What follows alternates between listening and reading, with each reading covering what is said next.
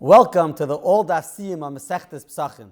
Although technically not a Siyum, as we're not here with a minion, we felt it's important to get together to appreciate and look back at the almost 4 months we've spent together learning Meseches Pesachim. It's Sunday, the last Sunday before Pesach, a very busy time. So we've prepared a short and compact program to share with the audience. Just to share a quick Dvar Torah, in the Haggadah we say, the Bal Haggadah brings down the pasuk, Vayar es onyenu ve'es amolenu ve'es lachatzenu.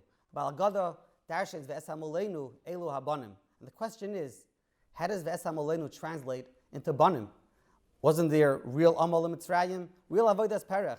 Why did Bal Haggadah say ve'es amolenu elu habanim? And I saw, brought down in the name of Shlomo Zalman Auerbach, he always explained that the word amal is used for something, although it's hard, and although it takes effort, but it's done for something that you have a cheshek to do. You have a ratzon and a tshuka to get done. We say that Ashrei mi sha'amale b'Torah. And like we say in the Hadran, Anu amelim v'heim amelim, Anu amelim u'makablim schar, v'heim amelim v'einu makablim schar. V'es amalenu elu habanim, the amal that we put into our children, that's something that we do with joy. And that's what they took away from us in Mitzrayim. So, as we celebrate the Siyum Meseches Pesachim, the amelos, the toil that we put in, whether it's getting up early in the morning or going to sleep late at night, that amelos is an amelos which we're proud of, and that's what we're celebrating today. We are pleased to share with you 2 behind-the-scenes presentations. Generally, people are curious what goes on behind the scenes, at least I am. So, we had the opportunity to visit the Streit's Machine Matzah Factory, and before the actual tour, Rabbi Ari Senter, who is a rabbinical coordinator at the Kafke, gave a brief overview of Shmura and Lishma by Machine Matzah. Those are some of the halachic aspects that are relevant to Machine Matzah. And following his presentation, we'll share a highlight reel of our tour. You can find the whole tour, all 6 parts of the Machine Matzah tour, on the All Daf app and website. And perhaps for a virtual Cholamoid trip, visit the app and the website, and you could bring your family on this wonderful Cholamoid trip. We'll also share with you a conversation that I had with Rabbi Zvi Nussbaum, who answers the phones and the emails at the OU Kosher Consumer Hotline. Thousands of calls and emails pour in before Pesach.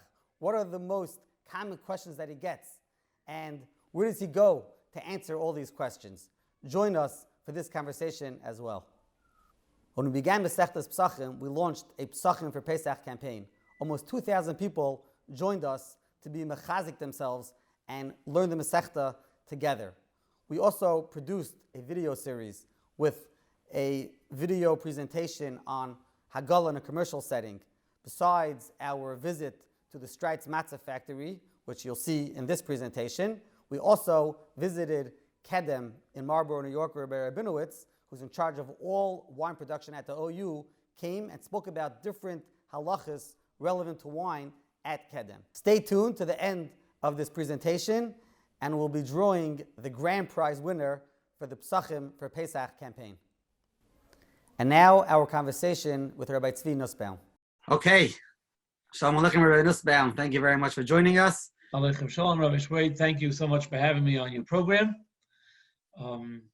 We hope that with the Siyata D'Shmaya, we can address the many hundreds and thousands of requests, kashas, inquiries that we receive from consumers during the Pesach season, and the Mitzvah Hashem with Siyata D'Shmaya will accomplish that. So, most people here who are watching have certainly embarked on Meseches Pesachim. Hopefully, most of them are going to be finishing tomorrow or over the next few days. I thought it would be a great opportunity to look into what the OU Kosher deals with, specifically related to so many of the inyanim and sugyas that came up over the last 4 months, and how it comes down practically right before Pesach. So I guess, before we begin, a little bit of your background. How did you get into this business? My background, I was a Maggid Shir. I had learned Yeridea many years ago, And then my attention was drawn to the opportunity to join the Ask OU for a summer program. I figured that would be a beautiful way to complement my limud of Yeridea and see its practical application. At that time, Rabbi Grossman Zatzal led the Ask OU programs. It was a beautiful program. It was so interesting and so thorough. And we really were exposed and able to get in to see many, many different aspects of how the OU deals with kashrus and the way Yeridea is the guiding force behind all the OU decisions and factories, kashering, everything. And it was all packed into a 3-week course. And okay, I took the course. I went back to being a Magachir. I was a Magachir for another few years. And then Rav Moshe Zwicker reached out to me, though he was looking for someone to answer the hotline. And I think the rest is history. I took over the hotline.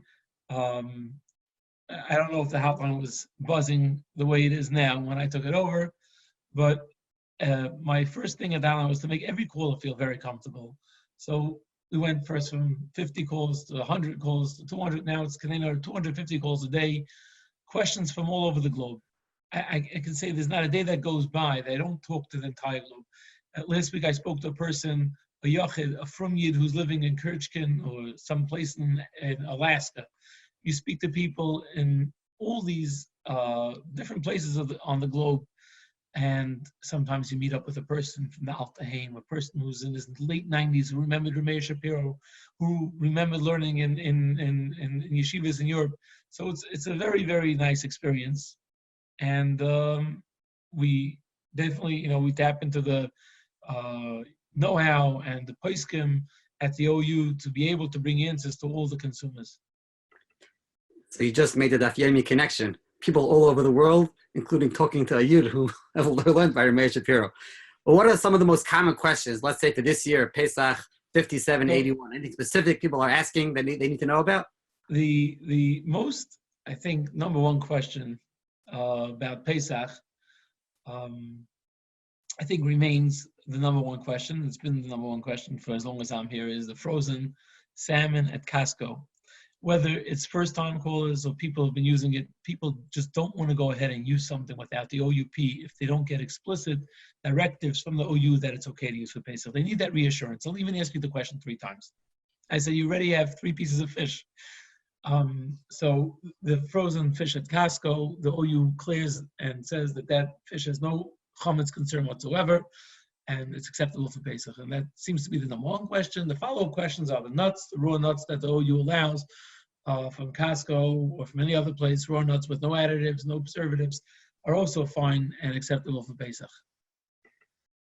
So now that you've addressed the most common questions, I'm sure you get strange questions as well. The range of questions, let me just go through the range for a moment. We deal with all types of consumers. You have people who are asking questions about basic ingredients. You have people who live in areas where it's hard to get the Hamisha brands and even the OUP brands. They're desperate to get their hands on anything that's acceptable for Pesach, and we accommodate them. A lot of times we have to research. There may be people who, for medicinal reasons, need certain products. Now, I'm going to jump ahead to one of the strangest questions I've received. It was this year. It was this past Friday. A fellow calls up, and he asks me if Jolly Ranchers are kosher l'Pesach. Now, you have to get the picture. There are about 10 people on hold, and he has to know about Jolly Ranchers. I'm saying to myself, do you really need Jolly Ranchers for Pesach? I mean, give me a break. I didn't say that to him.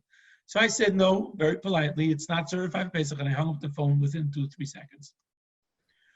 I don't know how. He got back on the phone 3 minutes later. Oitcha, again, a Jolly Ranchers kosher for Pesach. And I said, no, they're not. They're not. Do you see an OUP on the container? No, not kosher for Pesach. I hung up very quickly because I had other callers that need my attention. A third time. And the person, he doesn't ask the question now the way he asked it the first 2 times. He says, can I just talk to you for a moment? I said, sure. He says, let me explain to you something. I suffer from a very, very strange illness. I'm kind of a medical mystery. My body doesn't produce sugar, doesn't regulate sugar. I have the opposite problem of diabetics. I'm always low on sugar. But my nutritionists who have been working for me with the 22 years he's afflicted by this, finally realized that whatever the makeup of this candy, the Jolly Rancher, somehow his body absorbs it and it's able to distribute it and it's able to give him the sugar that he needs. So I need to know, is Jolly Rancher's chametznik or just not kosher l'Pesach? So I said, you're asking a good question. And now I appreciate your question. I'm so sorry, for being abrupt before.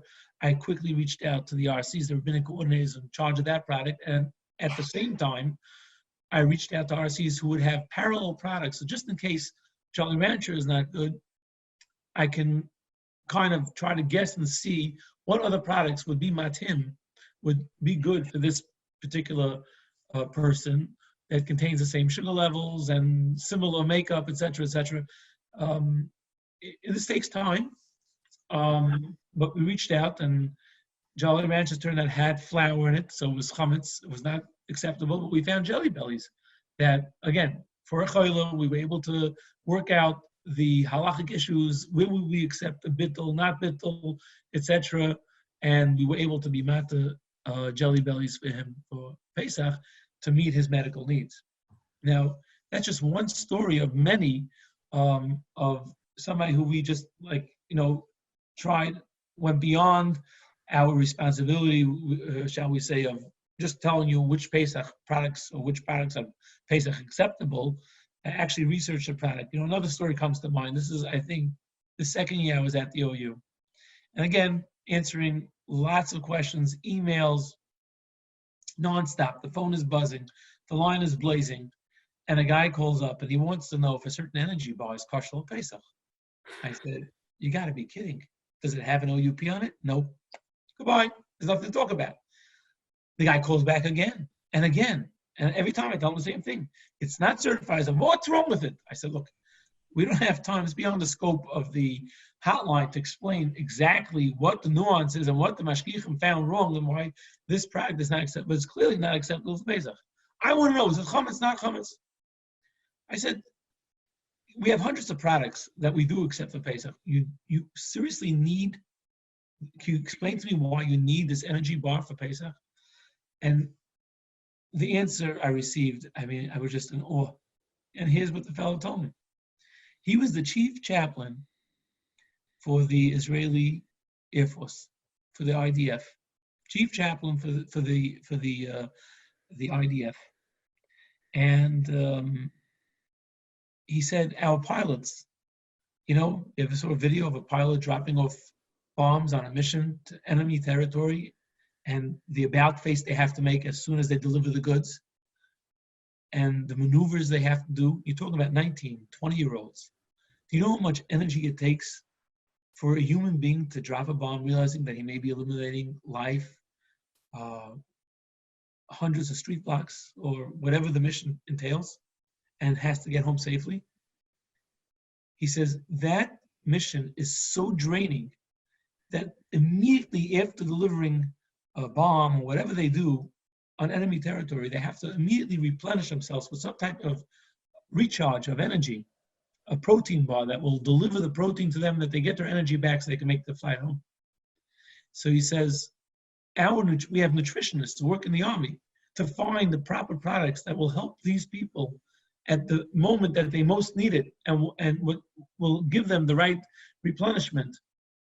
And these bars work like a charm. So I have to know, he said, if they're chametz, we'll have to find alternatives. But if it's kidneys, we will be matter this even for the Ashkenazi pilots, because it's pikuach nefesh. So needless to say, we did the research. We found out that the main ingredient was like peanuts and some other kidneyistic ingredients, and we allowed it, and we got a very nice thank you note from them. That, of course, was signed with lieutenant this, lieutenant that, and whatever, and they were very appreciative of the OU's work, and we helped them, and we're very proud that we were able to help all types of people.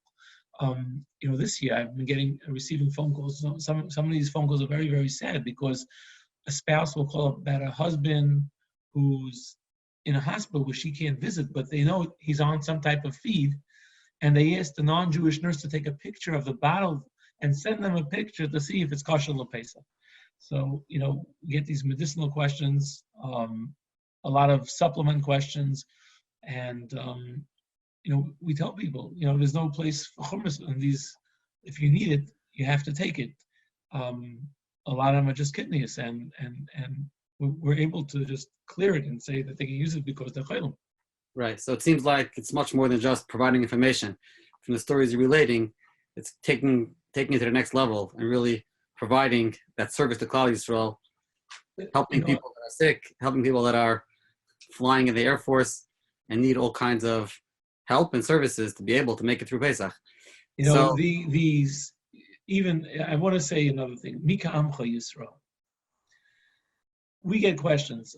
Forget about questions we're getting from people, Hamish people, Lakewood, Brooklyn, who want to use a bottle, fantastic, but won't use it for Pesach if there's no OU.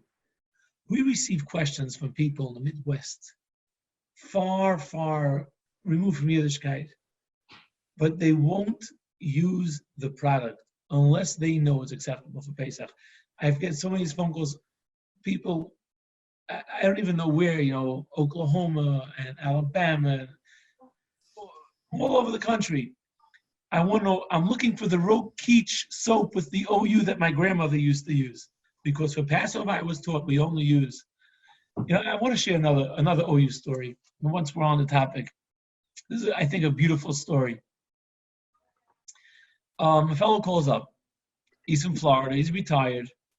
Lives in Florida, and he gives like a little intro. I'm very familiar with the OU, its policies. I said, really? How come? He says, well, I was the floor manager at Gold's Horse Match, famous company. It was owned by the Gold Company, by the Gold family, for many years. Now, the Golds were not religious. And he says, I was the plant manager. Now, it would come Pesach time.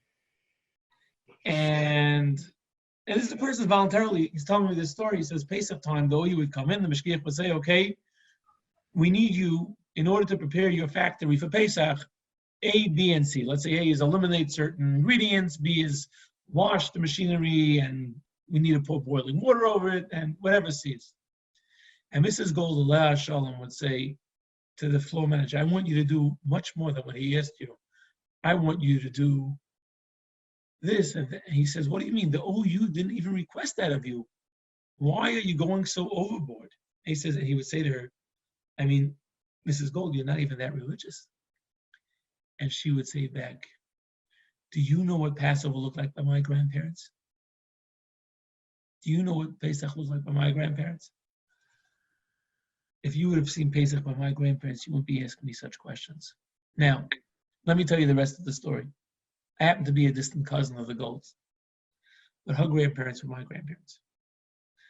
So I told the person on the phone, do you know that the Golds had a child that was Chayzer B'tshuva, learned in the Mir in the Koil for 15 years. And lives in Eretz Yisrael, al Torah, al Avodah for the last 40, 50 years. He said, I'm not surprised because of what I saw, the way she had that feeling for Pesach. That's just one example. I happen to be close to home, but we get many such questions from consumers that really, really are inspirational. Amazing. So we promise to keep this program short and compact. So if you want to wrap up, maybe a couple of the inyanim and sugyas that we learned from Meseches Pesachim that you could touch on. Let's start. I guess we'll start from the current and we'll work our way backwards. So first of all, of course, we get a lot of questions about daled kaisis because you have diabetics, people who can't drink wine. They want to know if the grape juice is not diluted, how diluted. The different wines, what's added, what's not added. And just as a rule of thumb, and everyone should know this, that any kedem wine product, grape juice, always starts off 51% wine or grape juice. So there's no shaila about its, bari priyagofen. The rest is either concentrate, depending on how much the sugar levels need to be brought up or loosened. It could be more than 51%. So that's, they also, people want to know, mevushal, not mevushal. All these questions, evolve around the daled kaisis. So that's something that, we definitely get a lot of calls on. I'll just add in regarding this shaila that if you go to all daf, we have up a fascinating series we just filmed with Rabbi Rabinowitz at Kedem discussing some of these issues. So that's regarding the wine. What else? Then, of course, we, moving our way back, and of course, not too many questions about the Korban Pesach. Hopefully, I'm always waiting for the, for those questions to come in Mr. Hashem. I hope the OU hotline will be, buzzing then as well, and we mishtatev with people and found the Korban Pesach, lost the Korban Pesach. Where can I get a Korban Pesach, etc., etc.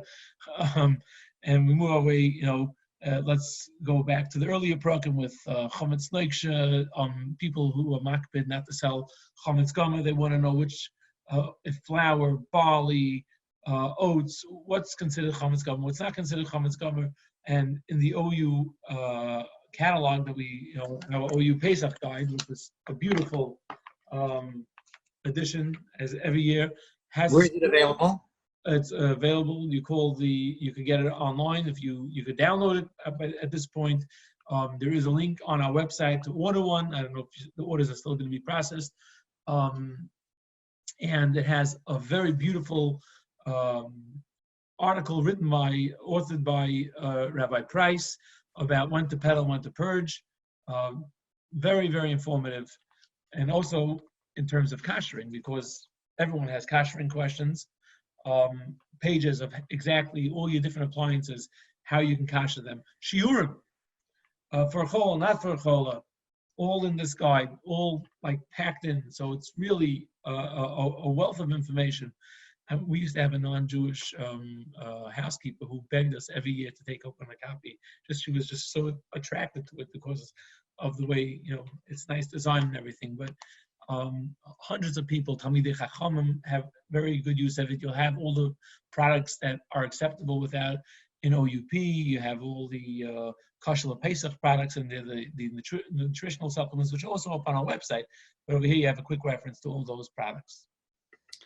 Okay, so you pretty much covered. And then, of course, Bedikas Chametz questions. I'm going away. I'm not going away for Yontif. I used to go away. My Shved, all these different questions.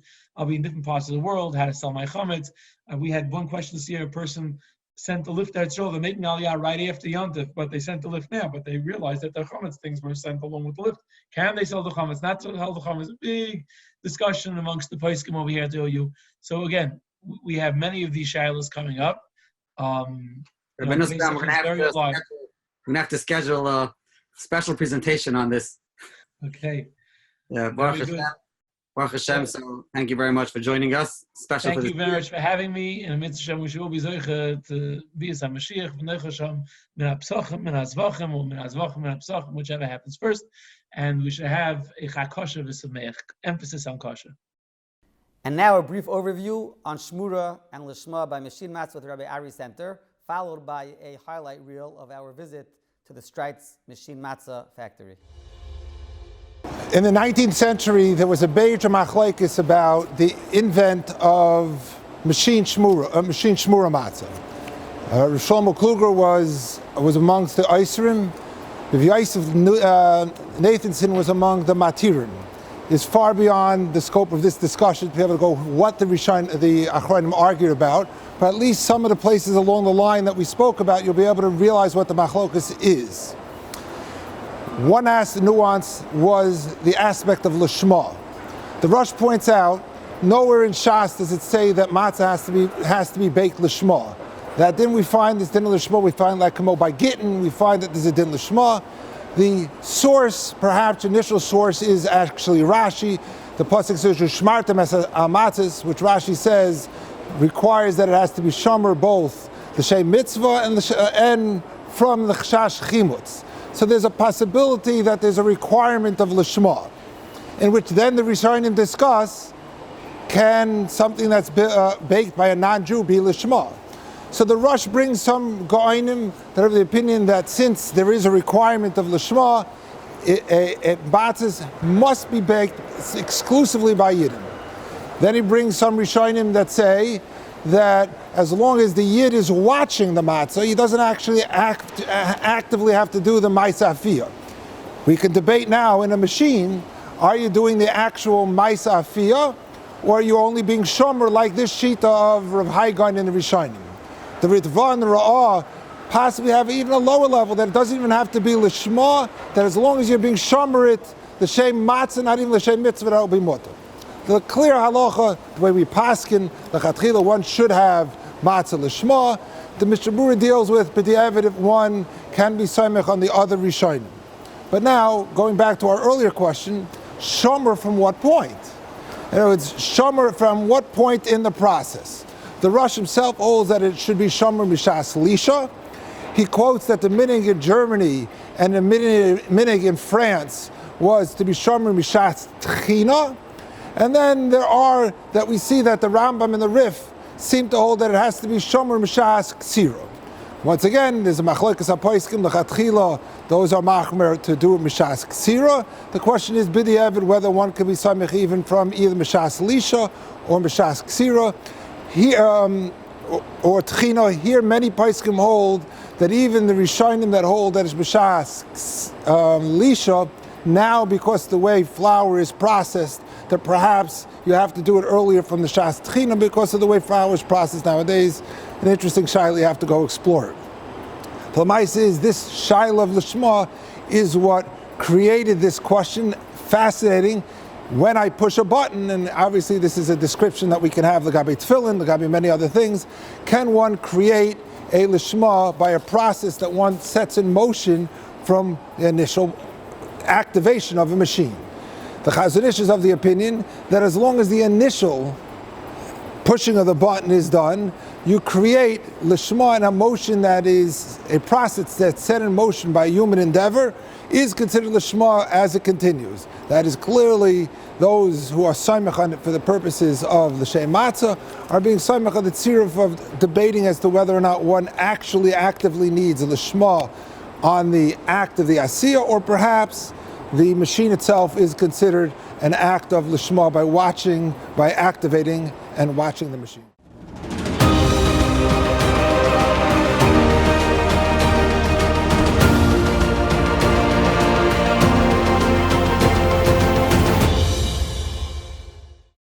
This is a collection of some of the old equipment that was used at Rivington. Some of the equipment, there's actually some more inside. Some of these equipment actually date back to the 1930s, and it's good to see the contrast of the old and what we have fortunate to work with today. Here's where it all begins. We're standing outside Strites, and they have to get the flour into the factory. Rabbi Reich, what happens over here? After the mashgiach verifies the seals and the paperwork is hooked up to the lines here, where it goes into one of two dedicated conventional flour silos, which then feed into the bakery. Okay, we just came in from seeing where the flour gets brought into the plant. The flour goes into these silos. Rabbi Senter, you want to tell us how long the flour sits in the silos for? We're very fortunate because we get very frequent deliveries and our flour moves very quickly. So even though we sift all of our flour gets milled and sifted in Pennsylvania and gets shipped to us and is used within a day or two. Pesach matzah is just two ingredients, flour and water. But it's not simple flour and it's not even simple water. So here are our two Mayim Shalanu tanks. We actually have a third backup in another room. These tanks will last us approximately 24 hours. So as you can see here, this is the feed line for the city water that comes into the plant. The water goes through over here, and then you have two lines. One feeds tank number one and one's feeding tank number two. It starts as flour in a bowl here. From there, it's a clean bowl, of course. From there, it goes into one of our mixers. Our mixer mixes for about 3 minutes. This mixer is being cleaned as this mixer is working. We use a mixer for 50. So Rabbi Senter, what happens first as soon as the matzah comes down? They go through here, they're cut with a knife, and then it's going to go through a series of rollers where the matzah gets thinner and thinner and thinner. This is the finishing roller, where the matzah is now at exactly the right size. So it passes through this roller, which cuts it into 6 different sections, and with the speed of the belt, one belt is running a little faster than the other, it's going to pull the matzah separate. The matzah passes through this oven, makes its way down into the other side. When it exits the oven, it's completely baked. Last part of our process is a final inspection. We're looking for anything that could have been missed on the way into the oven or that could have happened in the oven. this mashgiach has a bell which will alert the other side if everything has to go into the garbage. Once the matzah makes its way down here, it gets sorted by the picker. This is not a kashrus issue. This is called a Schubert machine. So the matzah that's not picked up because it's not exactly the right size will make its way onto the final line where it'll go into matzah meal.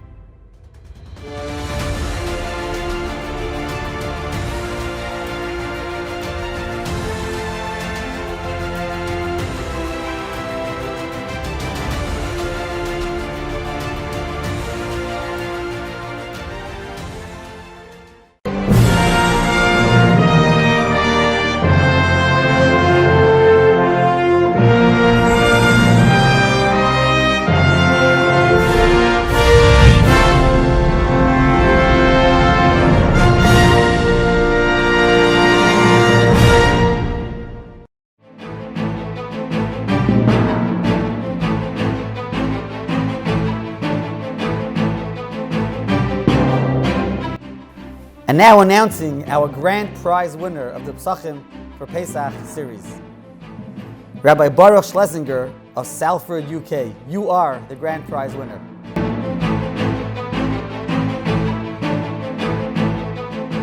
Thank you so much for joining us for this Siyum on Meseches Pesachim. If you go to the All Daf app and website, you can see all the content produced for Pesachim for Pesach, the commercial Haggalah, the visit to the Streit's Machine Matzah Bakery, and the visit to Kedem with all the relevant halachas for wine. Wish you much hatzlacha in your learning of Masechtes Shkalim, and followed by Masechtes Yuma and Masechtes Sukkah as we get into a whole year of learning Masechtes Mayid. Have a wonderful Yantif.